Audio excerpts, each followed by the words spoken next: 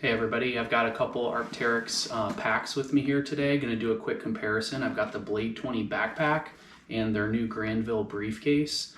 I previously had an Arc'teryx briefcase that could convert into a backpack. I actually liked that bag better than either one of these, which I'll go into a little bit as we go through the features, touch on some pros and cons, maybe see if we can figure out which bag might be best for you. Okay, so we're going to start with the Blade 20 backpack. Look at a couple of the features on this bag. Looking at the outside, we've got a nice large handle on the side and another large handle at the top. One of the things I'm not a huge fan of is these straps being pretty thin like this. Looking at the back, we've got a cool embossed Arc'teryx logo on the foam for the back. Not really quite sure what these straps are for. I don't know, maybe this is what they're for, maybe not. But I did notice if you wanted to tuck your straps in, you could do something like that. And then carry it with those handles. It does have a nice little hidden pocket back here that accesses the area behind this padding. I was keeping my passport in there. Now looking at the compartments along the side. So we'll open up the main compartment. And that provides us with this clamshell design, opens all the way up, has a pretty nice area for a computer. It's about 18 inches across, so probably more like 17 along the inside. And it's got room for either random gear or like a tablet to fit here. This clamshell then opens with a double zipper to give you access to an area to maybe keep clothing. When you zip this back up, you do want to keep in mind you've got those zippers running right by another one. I really haven't had any problem with it, but I've noticed some reviews, people kind of commented on that. So you do want to be aware as you're closing these that they are going to run by both this one and those two internally. That little zipper gets us into a small area for like sunglasses and keys, and it has a little clip built into it. And then our main organizational outer compartment, a little hard to see into. It could be brighter color like Osprey does. It does have a double zipper that comes across two little compartment areas. The first one's about the size of a hand width. The other one is like 2 or 3 fingers, and you can put like pens in there. And the last area is also meshed like that second one. It's a little bit wider, doesn't zipper. It's kind of a little open curved compartment to get into.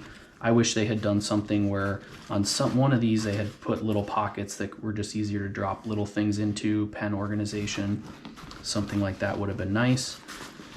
One of the other things is that when this bag is up on its side, it doesn't want to stand, and that's how all these pockets were designed to be, is on their side, so you're accessing them, but you're having to balance the bag because the top is narrower than the back of the backpack.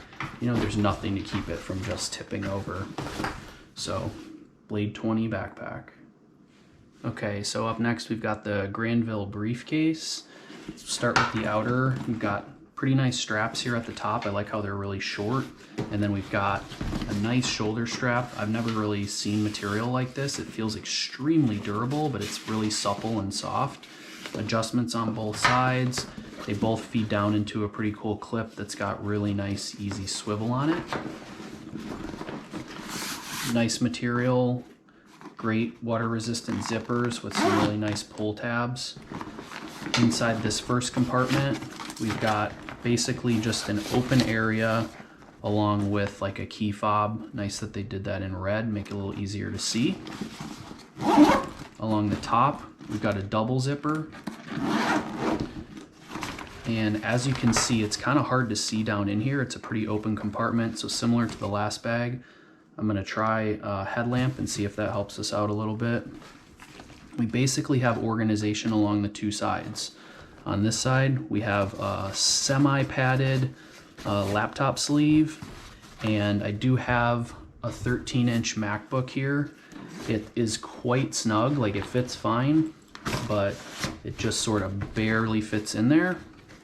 And then it's got a little elastic strap that goes around like a button, and that just holds that.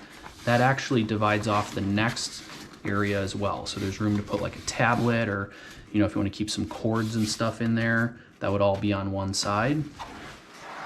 And then the other side is a double. It's actually two single zippers, one that covers each area, and they are divided down the middle. So these are that mesh that we saw on the Blade 20 on a couple of the compartments. So two open mesh compartments, one laptop, and then one wider sleeve. Really no other organization other than that front pocket that was also just open. So I would have liked to see a little more. Still would like to see some more brighter colors in here, and that would make it a little bit easier to see kind of what's going on. Now the one thing that I noticed, I'll try to show you here with this pack, is as soon as you put a computer in there, it is really kind of offset with that weight. I'm sure if you added a few other things it would help a little, but your computer's likely to be the heaviest. And as soon as you do that, there's absolutely no chance that this bag is going to stand up. I noticed even when I set it against something, if the surface is smooth, the bottom basically just slips out. So that's just something to keep in mind. The old pack that I had from them would stand, the old Briefcase would stand really nicely on its own. In fact, I could slide it underneath plane seats upright, and it allowed room for my feet on both sides. Made it easy to pull out and access everything in there, so I really like that. And that is not going to be the case with this bag, so something to keep in mind. But yeah, that's the Granville Briefcase. Okay, so just to summarize, now that we've looked at these bags and some of their features, let's take a look at pros and cons. For me, the Blade 20 backpack, main pros, it's got the nice big handles. It's got the double zippers that allow you to kind of set them where you want them. It's got that fold open clamshell design, great if you're carrying clothing or something like that in there. It's got a unique look, which you may or may not like. And it's got that hidden pocket on the back for storing things like your passport. Cons, the biggest one for me is the fact that it tips over when it's got stuff in there, especially since things are designed to sit in the side. It doesn't have a lot of organizational pockets. The dark interior is pretty tough to see into, and it's got those thin shoulder straps.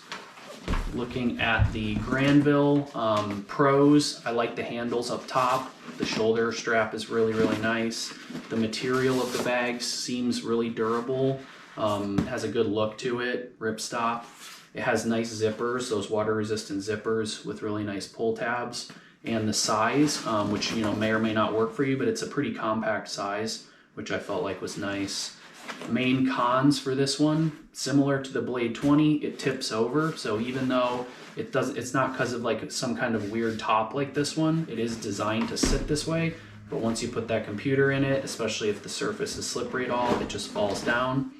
It doesn't have as many organizational pockets as I would like.